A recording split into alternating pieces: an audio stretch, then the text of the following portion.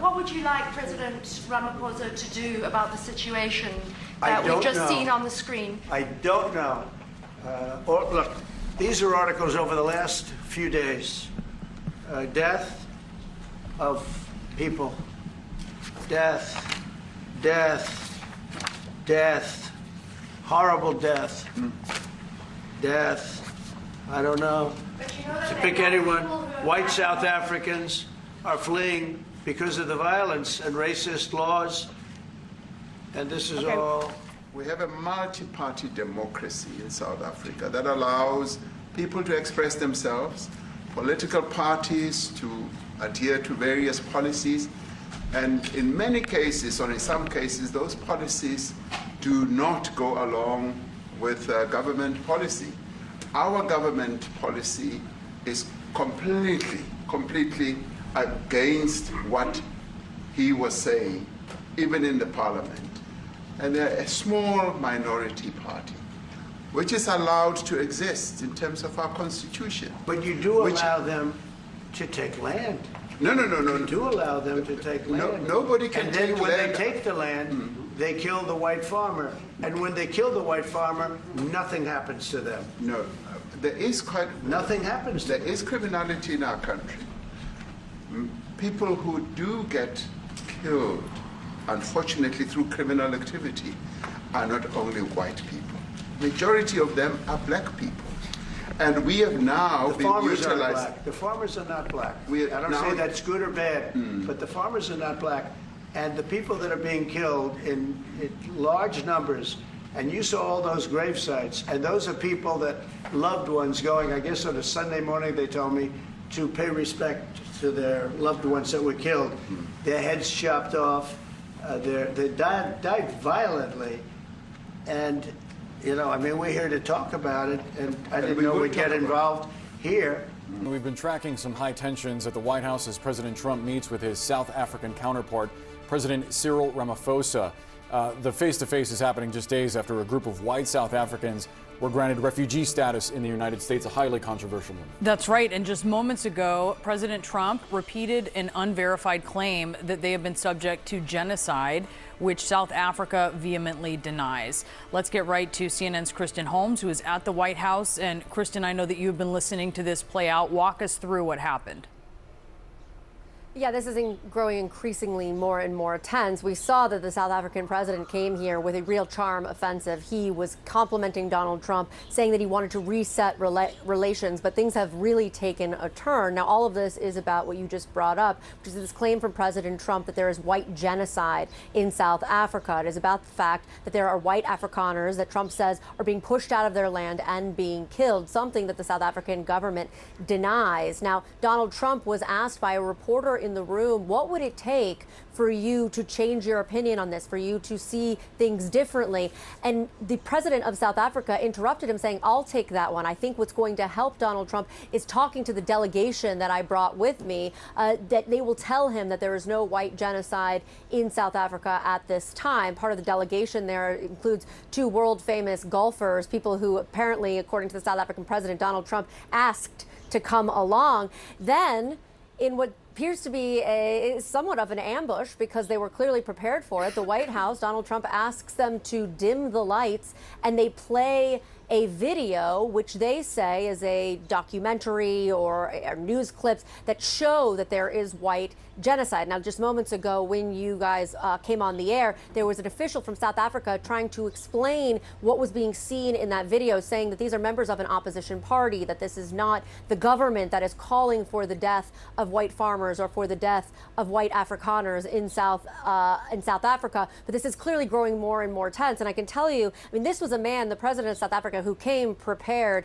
to court Donald Trump, but I don't think he came prepared for this. He knew exactly what to say in terms of trying to ingratiate himself with the president. He talked about how they brought him a book of all of his big golf courses, how he's been taking lessons on golfing because Donald Trump told him to, that he brought these two world famous golfers with him, saying that he thank you for what you did during COVID, all of the right things. And then we saw this situation start to escalate. Now, remember, this was being billed as a trade meeting, but we knew that this topic was going to come up. This is, as you said, just right after a group of 50 refugees, white South African farmers were brought into the U.S. and granted that refugee status. And Donald Trump continues to say that we have thousands of people telling us that they are fleeing South Africa because of what he says is genocide. The White House was very prepared for this line of attack. It's not just the videos. I've been watching on social media as the rapid response team has been putting out article after article after article as this is going. Donald Trump was holding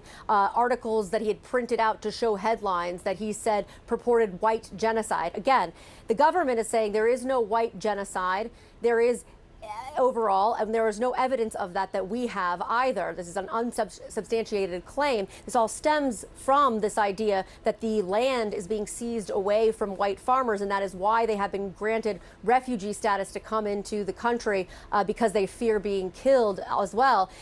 There was a question about that. Donald Trump kind of brushed that off as well, saying that anyone facing persecution could come to the U.S. and that they had welcomed everyone.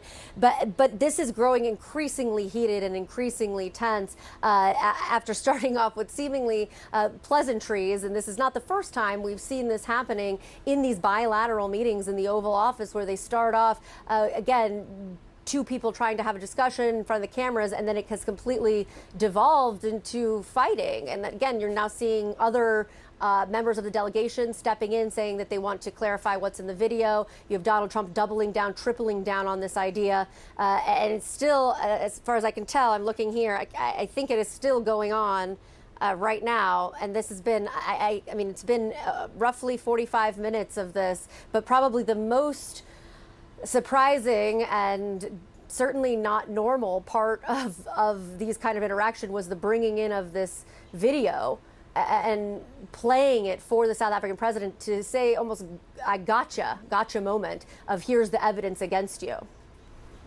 Yeah, and apparently the president describing what was in the video, a series of white crosses, as having been grave sites, that was refuted by some of the African delegation in the room, suggesting that this was more of a political demonstration, as you outlined. Kristen Holmes from the White House will let you keep monitoring that event for us. Let's bring in CNN's Larry Madowo. Larry, you've obviously been covering South Africa for some time. Can you give us context to that video that the president played in the Oval Office? I understand that this was a political demonstration, not actual grave sites. That was a lot to take in. Almost everything President Donald Trump said was inaccurate or immediately debunked. And showing these videos that are historical in nature and without context did make President Ramaphosa uncomfortable. He actually struggled to watch them. We have looked into the data, and we have found no evidence of a white genocide in South Africa. Between April and December 2024, there were about just over 30 murders at farms in South Africa. Only 7 of them were of farmers. South Africa does not release crime statistics by race, but the farmers tend to be white. The workers at these farms tend to be black. So even South Africa's own data does not show any evidence of any white genocide that President Ramaphosa has tried to explain to President Trump. What President Trump has said increasingly is that their land is being seized from them and they're getting executed. And he showed that video of this 1,000 crosses.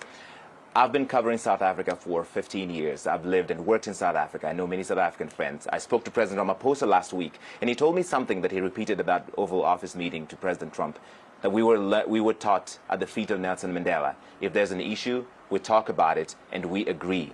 President Ramaphosa also told me last week that he'd explained this to President Trump, that when they have an issue, they discuss it. And that's why there's no evidence of this genocide that he's talking about.